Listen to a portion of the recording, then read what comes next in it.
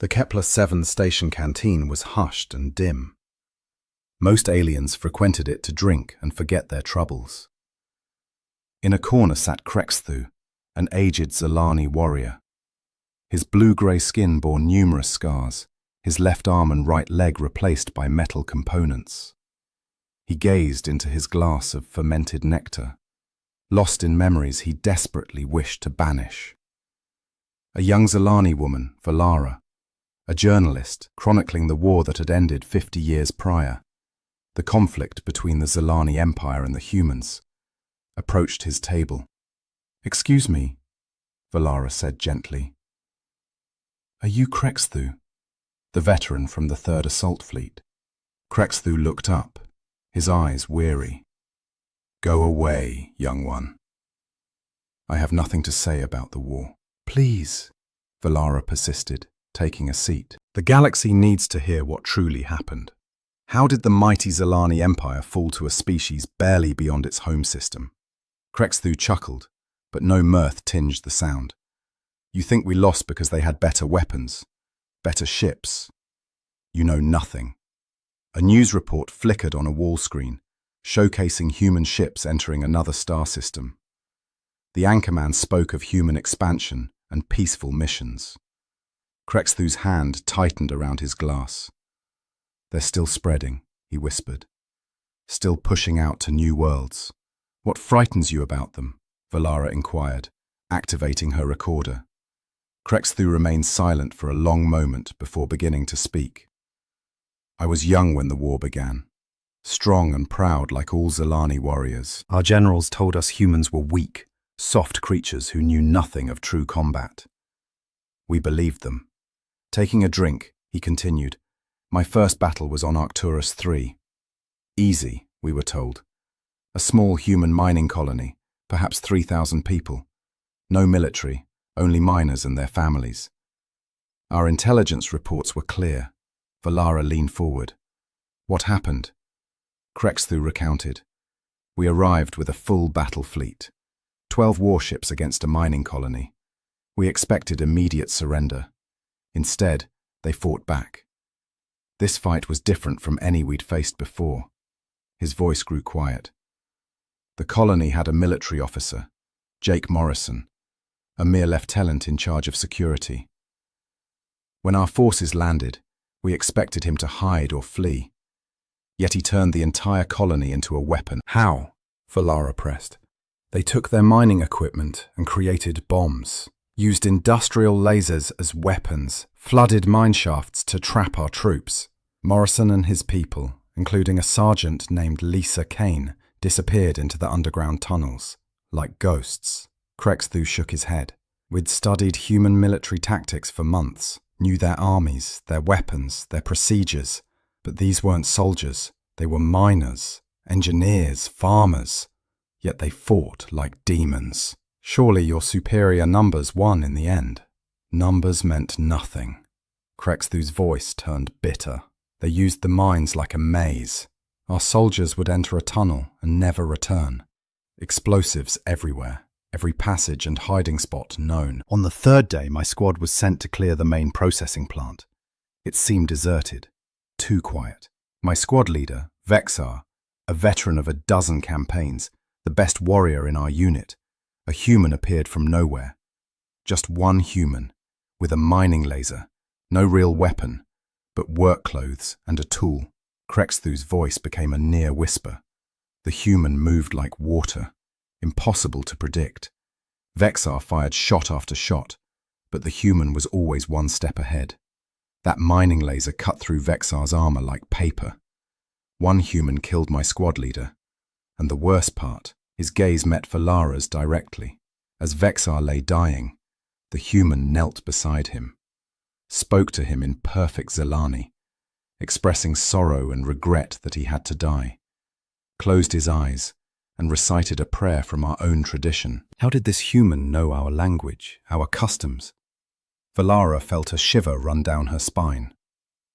Later we learned, Jake Morrison had been studying Zelani culture for years, not out of military necessity, but for curiosity. Many humans were like this, fascinated by other species. The old warrior's hand trembled slightly. Can you imagine fighting someone who knows your prayers, who treats your dying comrades with such respect and sorrow? We came to conquer, but they treated us like honored enemies. Technology means nothing when your enemy thinks differently than you.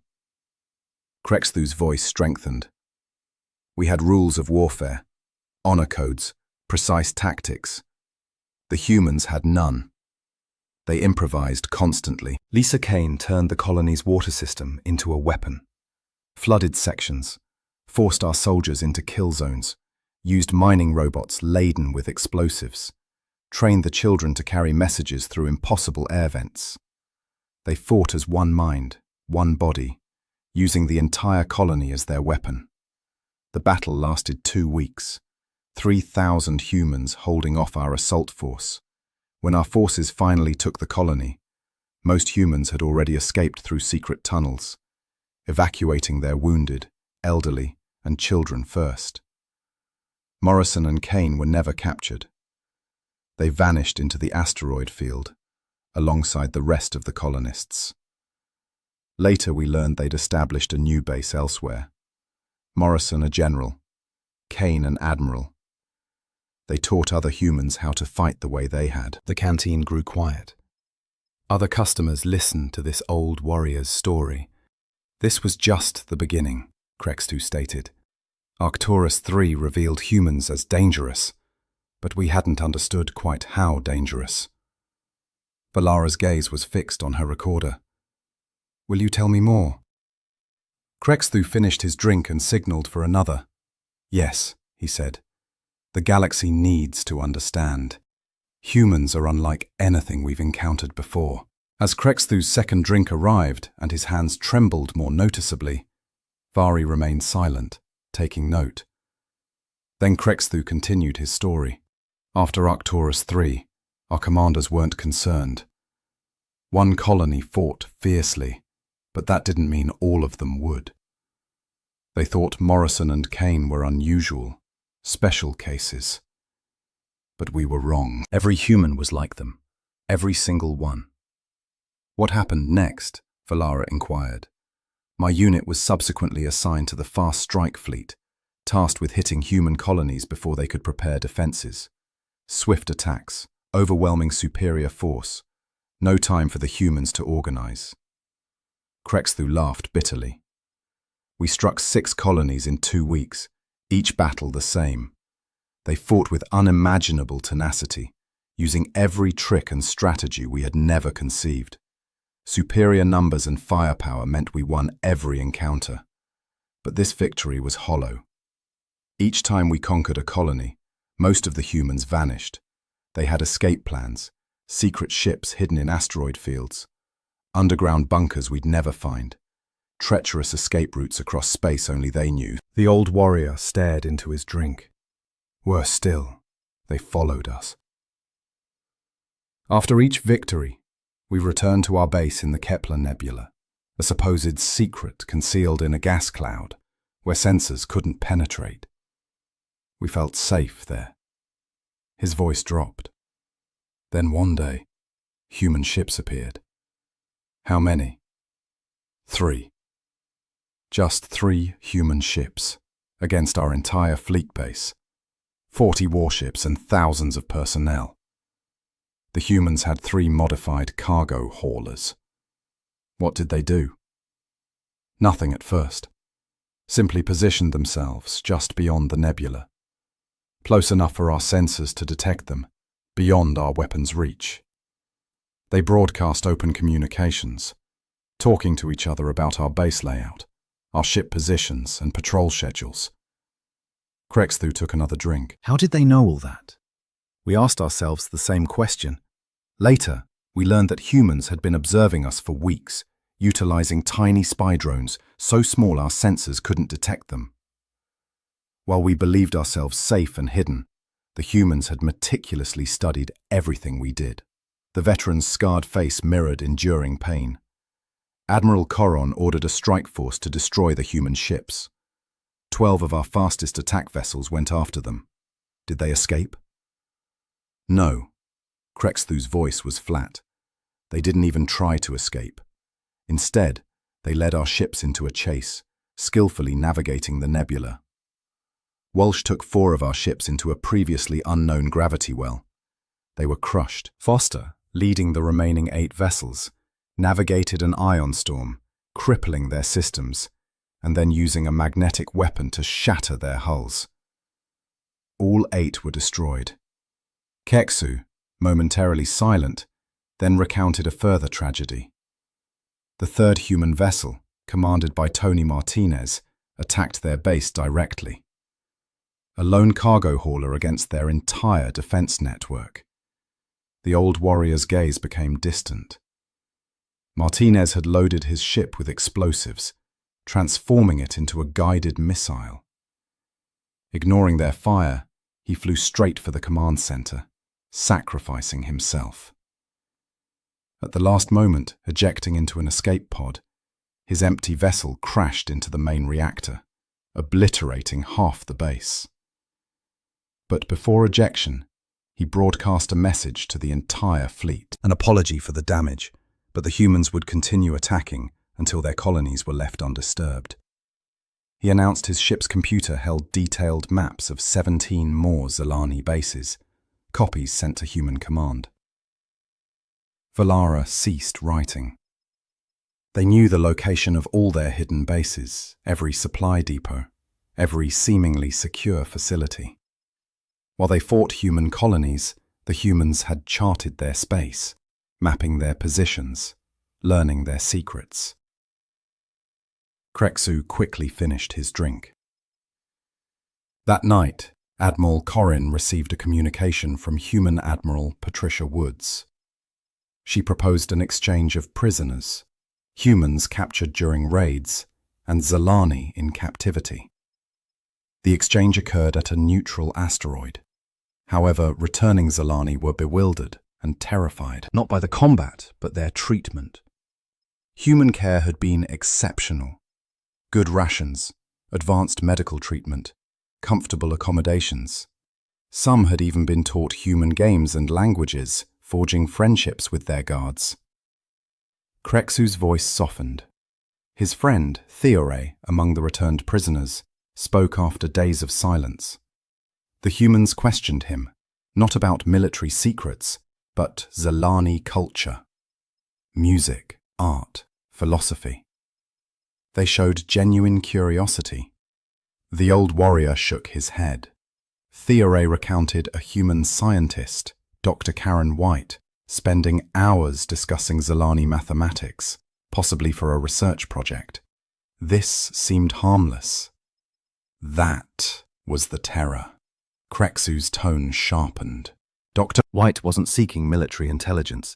She sought knowledge, treating Theore as a colleague, not an enemy. Valara was perplexed. Why was this unsettling? Because humans saw them as people, not just targets. Their curiosity, even amidst war, was unnerving. Keksu signaled for another drink. The nadir occurred when Admiral Woods directly approached Admiral Corrin. She questioned the conflict's necessity, not in anger, but with genuine puzzlement.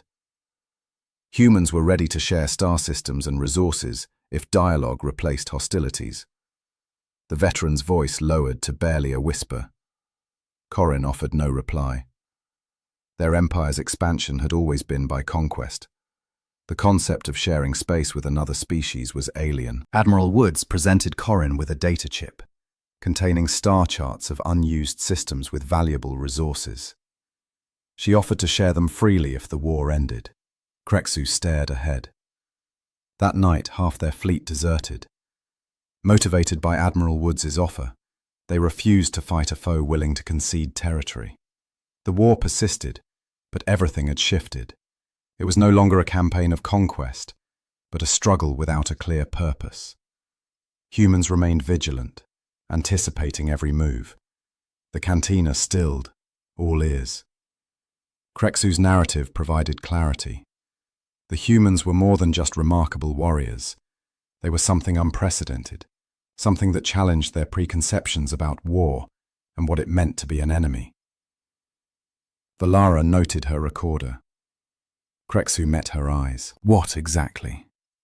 Kreksu's last drink remained untouched as he gazed at the cantina wall. The other patrons had formed a circle. Even the bartender halted his work to listen. The Nebula incident altered the war, Kreksu said slowly. High Command recognized the humans' unexpected capabilities. They decided on swift resolution through a decisive attack. Valara adjusted her recorder. Their target, Prime, their homeworld. The old warrior's voice, heavy with sorrow, emphasized the humans' avoidance of civilian targets, their focus on military installations. Their leaders misjudged this as weakness, an opportunity to bait them, to transform them into perceived monsters before the galaxy. Exactly. The remaining fleet was moved to defend human colonies, leaving Prime with minimal defense, to provoke a direct human assault, forcing the galaxy to see them in the same light. Instead, the humans landed on their homeworld bearing not weaponry, but medical supplies and sustenance. Valara's stylus stopped. Human doctors set up clinics to treat the wounded. Soldiers like Staff Sergeant Mike Torres and Corporal Jenny Davis assisted evacuations, speaking perfect Zelani, respectful and culturally attuned. Kreksu's voice cracked. Such cultural insight confounded them. These humans grasped the intricacies of Zelani customs, traditions, and social norms, far better than most of their own people. They were working within residential areas, treating their populace, even better than the Zelani. His unit was directed to maintain the central plaza during the government district battle. The veteran's cybernetic arm twitched. He expected orbital bombardment, but saw the impossible. Employing Zelani military tactics, with perfect formations, Zelani commands, Zelani honor codes for urban combat, the attacking humans fought better than they could. Mike Torres navigated like a local. Jenny Davis's profound knowledge exploited their defenses. The horror compounded during his wounding. A grenade exploded nearby, shrapnel tearing through his limbs.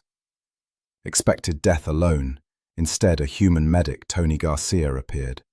A combat medic in Rivera's unit, he risked his own life. Working for almost an hour amidst a chaotic zone, he tended to him, sustaining his life with advanced medical techniques, and even conversed in Zelani. The veteran paused. Garcia could have abandoned him, yet he saved Kreksu's life. He recounted his family back on Earth. His wife was a teacher, his daughter learning a musical instrument akin to our traditional harp. He spoke of them while attending to your wounds. That wasn't the worst part, Keksu's voice dropping to a whisper. As Garcia bandaged my leg, enemy fire struck his position. A Zelani sniper had targeted him. Valara felt her breath quicken. What had happened? Garcia was hit in the shoulder, yet he didn't stop tending to my wounds. He continued, talking about his daughter's music lessons, his wife's students, their plans to visit the Centauri colonies when the war ended. He was shot while saving your life. Yes. And when he finished, he summoned a human evacuation team to carry me to safety. Then he returned to supporting other wounded soldiers, both human and Zelani. Keksu met Valara's gaze directly. Later, I learned that Garcia's entire family had perished in the initial Zelani assault on Earth's colonies. His wife, his daughter, everyone he had mentioned, was gone. The cantina fell silent. Various aliens stared at Keksu, expressions of shock and confusion on their faces. He saved your life even though you'd taken his family. That's when I understood the true nature of our conflict. The veteran's voice was hollow. We weren't fighting soldiers or conquerors. We were fighting people who could lose everything and still choose to save their enemies. What transpired after you were wounded? Human medical teams evacuated me to a field hospital. I spent 2 weeks there while my wounds healed. Human doctors and nurses treated me exactly as they would their own soldiers. Keksu downed his drink in one gulp. Dr. Kate Sullivan performed the surgery that saved my arm. She could have easily amputated it, but she spent 6 hours reconstructing the damaged tissue to preserve full function. And for my leg, a human prosthetic specialist, David Kim, designed my cybernetic replacement. He worked with me for days, ensuring perfect functionality. He said he wanted me to dance at my daughter's wedding. Valara lowered her stylus. "You have a daughter?" "Yes, born after the war's end. She's studying human literature at the University on New Geneva. Her best friend is a human girl named Emma Chen." The old warrior surveyed the cantina. "That's why I still have nightmares. Not because the humans were merciless enemies, but because they were impossible enemies. How do you fight people who treat you better than your own side does? Did the battle for Prime end the war? Number. But it changed everything. When reports of human behavior reached other worlds, many Zelani units simply ceased fighting. It became impossible to maintain the narrative of humans as monsters when captured soldiers were treated as honored guests. Keksu signaled for another drink. The true end came later when the humans did something unexpected. What? They proposed peace negotiations, not with our military leaders or government officials. The veteran's voice grew strange. They sought to speak directly with Zelani civilians. They wanted to hear from farmers, teachers, artists, and workers about what kind of peace they desired. Valara looked up from her notes. They negotiated with ordinary citizens. That's when we understood our defeat. Not because our armies were vanquished, but because the humans found a way to engineer a peace that everyone desperately wanted. The old warrior stared at his drink, the beginning of our education about the true nature of humanity. As Keksu's story spread, the cantina filled with more patrons. Aliens from a dozen different species sat silently, absorbing his words. Some were frightened, others bewildered. All were captivated. Valara looked around nervously. Perhaps we should take this conversation somewhere more private. Keksu shook his head. No, they need to hear this. The galaxy needs to understand what humans truly are. He took a sip and continued. The peace negotiations began 6 months after the battle for Prime. Our high command expected standard military surrender talks. Instead, the humans sent diplomatic emissaries. That sounds normal, but nothing about it was normal. Keksu's voice grew strained. The lead negotiator was Ambassador Carl Brooks. He arrived with a team including Helen Ross, a human specialist in interspecies communication. The veteran paused, fixing his gaze on his drink. Brooks spoke flawless High Zelani, not just the common tongue, but the formal diplomatic dialect used only by our nobility. He knew grammatical forms most young Zelani had never encountered. How was that possible? That was what terrified our negotiators. Brooks possessed an uncanny understanding of our most complex language structures, cultural intricacies, and historical references, quoting ancient Zelani poetry during the opening ceremonies. Even our diplomats had to refer to textual sources to comprehend them. Valara stopped writing. He knew your poetry better than any of us. Brooks quoted passages from philosophers who lived 3,000 years ago. He discussed Zelani artistic movements that even our museums had forgotten. Keksu's cybernetic hand clenched involuntarily. But Helen Ross was even more alarming. Worse in what way? She was a psychologist specializing in deciphering the thought processes of various species. During the negotiations, she consistently predicted how our diplomats would respond to each proposal. The old warrior's voice dropped. Ross understood that Zelani always discussed critical issues in groups of 3, that direct disagreement with elders is considered impolite, and that decisions are reached by consensus, not a simple majority vote. She grasped our social customs. She grasped them better than most Zelani. Ross had studied recordings of thousands of Zelani conversations and could predict our negotiating patterns precisely. Keksu took another drink. On the 3rd day of talks, Ross did something that stunned everyone. What? She apologized to our delegation for human actions during the war. Not a political apology, but a personal one. She detailed specific battles, specific fallen Zelani soldiers, and specific families who had lost loved ones. The veteran's voice softened. Ross knew the names of Zelani warriors lost years before. She spoke of Tekore, my friend who was captured and subsequently died in a different battle, of his family, his achievements, and his wartime dreams. How could she know such intimate details? That's what we wondered. Later, we learned that the humans had monitored our communications throughout the war, but not for military intelligence. Keksu looked around the cantina. They were listening not for intelligence, but to grasp our humanity. The veteran's voice was subdued.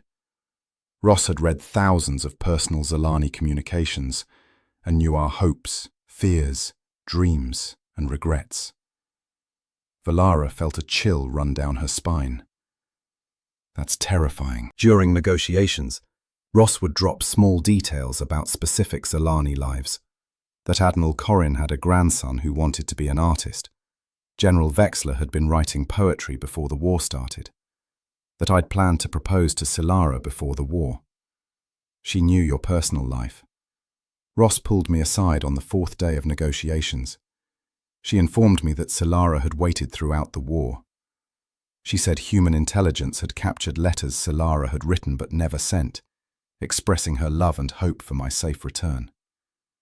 The old warrior's eyes were distant. Ross gave me copies.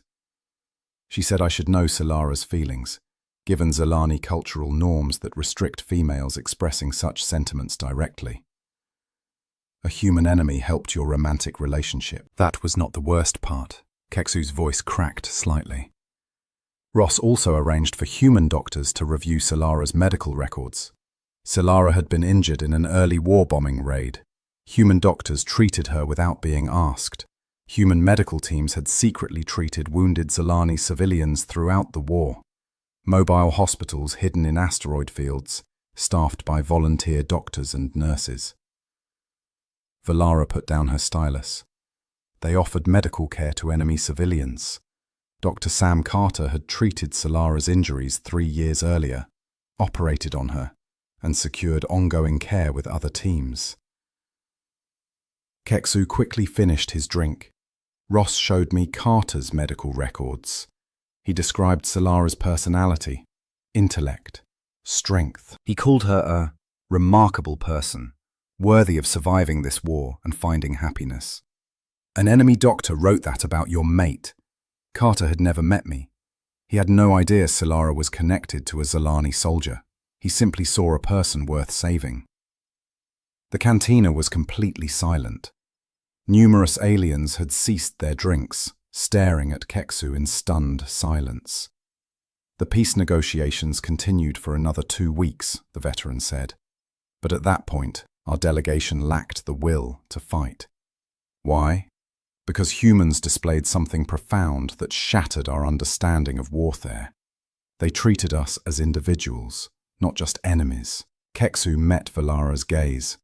Ambassador Brooks knew the personal history of every Zelani negotiator. Helen Ross grasped our cultural nuances better than our own social scientists. They treated us with respect and dignity, even while the war technically raged. How did the conflict finally end? On the final day of negotiations, Brooks presented a proposal unlike any envisioned. The offer: complete Zelani autonomy over our existing territories, plus access to 3 uninhabited star systems rich in resources, full human assistance in rebuilding worlds ravaged by the war, free technology transfers to boost Zelani living standards. Valara lifted her gaze from her notes. They offered to aid in rebuilding our empire. That wasn't the shocking part. Craig's voice took on a peculiar tone. Brooks revealed humans sought only one thing in return: cultural exchange programs. They wanted Zelani students at their universities and human students studying on Zelani worlds. Joint research projects, shared art exhibits, and collaborative exploration missions were also desired. The weary warrior shook his head. Our negotiators questioned why humans craved this. Brooks responded that humans were simply curious about Zelani science, art, philosophy, and culture. He stated, humans believed they could learn much from us. They wished to learn from those they'd fought. Helen Ross clarified that humans had studied Zelani achievements throughout the war, our mathematics, our engineering, our artistic traditions. She asserted that human scientists believed interspecies cooperation would benefit all. Kregsu signaled for another drink. The formal surrender ceremony took place at a human station, Unity Point, but it felt less like a surrender and more like the dawn of a friendship. The veteran's voice held a bemused tone. Human officers shook hands with Zelani commanders. They exchanged gifts and shared meals, individuals who had engaged in direct combat just months prior. How did this feel? Confused, frightened, enraged. Kregsu paused, then continued, expressing curiosity about the people who could wage war for years and then genuinely want friendship with their former adversaries. The veteran observed the cantina once more. That's when I realized a terrifying truth about humans. They never really saw us as enemies. The war to them was a misunderstanding between potential friends. Valara stared at her recorder. But how could this be? Kregsu met her gaze. This is what I've been pondering for 50 years, and the answer is even more frightening than the war itself. Kregsu's untouched drink sat before him. The cantina now overflowed with aliens, each seeking a seat. News of the old Zelani veteran's story had spread throughout Kepler-7 station. Valara checked the recorder's power. The peace treaty was signed 50 years ago. Half a century had passed, yet why do you still have nightmares? The veteran was silent for a protracted moment. Then, in a barely audible voice, he spoke. The war's end was just the beginning of our human education. What do you mean? I returned to Veltar Prime, determined to rebuild and forget humans. I longed to marry Solara, start a family, and live a normal Zelani life. Kregsu tapped his cybernetic fingers against the table. Instead, I found humans aiding reconstruction efforts. Hundreds were on our homeworld, engineers, doctors, teachers, and scientists, all volunteers eager to help rebuild Zelani society. The veteran's voice grew strained. Tony Garcia, the medic who saved my life, worked at the main hospital in our capital city. Upon seeing me, he immediately recognized me. How did he react? He smiled and inquired about my recovery. He then introduced me to his new wife, Dr. Linda Foster, who was establishing a medical school for Zelani students. Valara stopped writing. He had married after the war. His first family had been lost in our attack on human colonies. Yet, instead of harboring hatred, Garcia dedicated his life to preventing others from experiencing similar loss.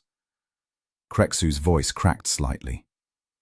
Garcia asked if I wanted to meet his new daughter, a little human girl named Amy, approximately 4 years old. What did you do? I was terrified. This man had saved my life while losing his family due to my people. Yet, he wanted me to meet his child. The veteran paused. Amy ran to me without fear. She'd been playing with Zelani children and spoke our language flawlessly. She called me Uncle Cree and asked to see her drawings. Pictures of humans and Zelani playing together. In her young mind, no species distinction existed. We were all simply people. Kregsu finally lifted his drink, but didn't take a sip. That's when I realized the true horror of what humans had done to us. Horror. They had rendered hatred impossible. Even those of us intent on bitterness and anger were thwarted by their genuine friendliness. The veteran looked around the cantina. Sella and I married 6 months after my return. The wedding was attended by 12 humans, including Garcia and his family. That must have been strange. Dr. Sam Carter, who treated Solara during the war, walked her down the aisle, as her father had perished in the conflict. Garcia delivered a speech in perfect Zelani, emphasizing the enduring power of love during challenging times. Craig's voice sounded like a question. Carter had spent months studying Zelani wedding traditions to properly fulfill Solara's father's role. He knew the ceremonial words I'd forgotten. Did other Zelani accept human presence? That's where the most disturbing truth lies. Within 2 years, human-Zelani cooperation became the norm. Human engineers worked alongside Zelani builders.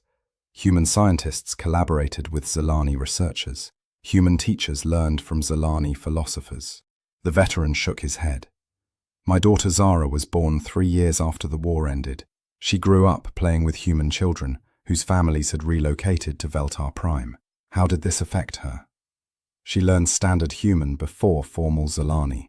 Her best friend was a human girl named Rachel Kim, whose parents were researchers studying Zelani mathematics. Kreksu's voice softened. When Zara was 7, she asked why adults spoke of the war as a terrible event. Humans to her were simply different-looking friends. What did you tell her? I tried explaining the fighting, the destruction, the deaths. She listened intently, then inquired why everyone was so angry at their friends. The veteran paused. I had no answer. How does one explain species hatred to a child who's never experienced it? Where is your daughter now? She's studying human literature at the university in New Geneva. Her doctoral thesis explores similarities between Zelani and human storytelling. Kreksu finally sipped his drink. Last month, she sent a message that she'd fallen in love with a human graduate student named Ben Cooper. They plan to marry next year. How do you feel about that? Proud, confused, terrified. The veteran's voice was complex. Ben is a good person. He studies Zelani history and speaks our language fluently. He treats Zara with respect and consideration. But he is the grandson of Emma Cooper, who commanded a human destroyer during the war. Emma Cooper sank 3 Zelani ships, including one carrying my cousin Veltor. The Lara looked up. You'll have family connections to someone who killed a relative. That's the daily nightmare I carry. Humans have created an impossibility, maintaining hatred. Kreksu addressed Valara directly. Emma Cooper attended Veltor's memorial. She laid flowers on his grave and spoke about the futility of war, expressing remorse for every life lost, even her own people's. Did that help? It made matters worse. How do you hate someone who mourns your dead relatives? The veteran gestured toward the cantina's wall screen, where news reports showcased human ships arriving at various star systems. Look at them now. 50 years after the war, humans continue to expand, not through conquest. How? They ask permission. They negotiate with local governments. They provide technology and assistance in exchange for settlement rights. Kreksu's voice deepened. Worse still, they invite other species to join their expeditions. Mixed crews of humans, Zelani, Alarians, and Centurions exploring the galaxy together. That sounds positive. It is terrifying. The veteran's voice sharpened. Captain Nina Parker commands a deep space exploration vessel, staffed by former Zelani military personnel. Lieutenant Tim Cruz works alongside aliens who were firing at him just decades ago. Why does this terrify you? Because it means that humans accomplished their most perilous goal, forging a galactic community where species differences are insignificant. Far leaned forward. What was the goal? Creating a vast community where species distinctions no longer matter. Kreksu finished his drink. My grandson attends an integrated school on Kepler 9. His classmates include humans, Zelani, reptilian vegans, and Centurion gas breathers. They play together, study together, seeing each other simply as children. Isn't that commendable? It implies the next generation won't understand why we fought the war. They'll view species hatred as a primitive folly of our ancestors. The old warrior stood slowly, his cybernetic leg whirring softly. That's the ultimate triumph for humanity. They've made interspecies conflict seem absurd and impossible. You seem to find that unfortunate. I'm unsure if it's good or bad. Kreksu's voice was weary. I only know that witnessing one's entire worldview become obsolete is terrifying. Valera switched off her recorder. A final question. If granted the chance to alter the war's outcome, would you? Kreksu remained silent for a long time. The cantina fell silent once more, awaiting his response. No. he finally stated. "I wouldn't change a thing." "Why not?" "Because my daughter is content. My grandson will grow in a galaxy where diverse species collaborate, not clash. Because Tony Garcia's daughter, Amy, is now Dr. Amy Garcia, a physician educating students from 12 different worlds. The grizzled warrior surveyed the cantina one last time. Because I've learned that being vanquished by one's foes is dreadful, but being cherished by them is somehow worse. Worse. How? Because such affection compels you to become a better person than you ever envisioned. Krexu slowly approached the cantina's exit, his cybernetic leg clicking on the metal floor. At the doorway, he turned to face the assembled aliens. That is why humans frighten me. Not as monstrous beings, but because they render the possibility of monstrosity in others impossible. He departed the cantina, disappearing into Kepler-7 station's bustling corridors. The aliens behind him sat in complete stillness, each absorbed in their own reflections on what they'd heard. Balara gazed at her recorder, cognizant of possessing a narrative that would reshape the galaxy's comprehension of the human-Zelani war, but unsure if anyone would accept it. How does one articulate that the most frightening aspect of humans lies in their capacity for empathy and alliance? How does one persuade people that being conquered by compassion is more devastating than defeat by force? Balara collected her notes and left the cantina, wondering if the galaxy was prepared to confront the truth about what transpired 50 years prior, and the ongoing reality of humanity's unconventional, cooperative philosophy spreading throughout the cosmos. Outside the cantina, she saw human vessels docking at the station, their crews collaborating with aliens from numerous worlds. Just another unremarkable day in the galaxy, with humans lending a hand.